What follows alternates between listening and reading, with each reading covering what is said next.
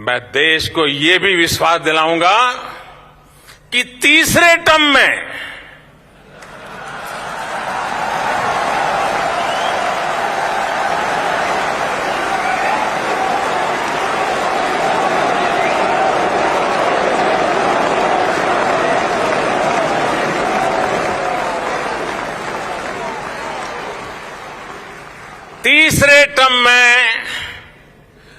दुनिया की पहली 3 इकोनॉमीज में एक नाम भारत का होगा।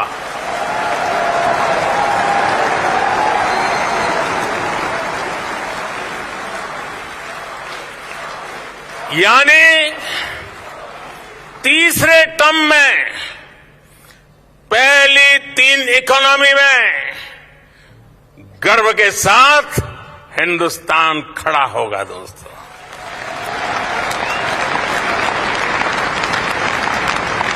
थर्ड टर्म टॉप 3 इकोनॉमी पर पहुंच के रहेगा भारत, और ये मोदी की गारंटी है।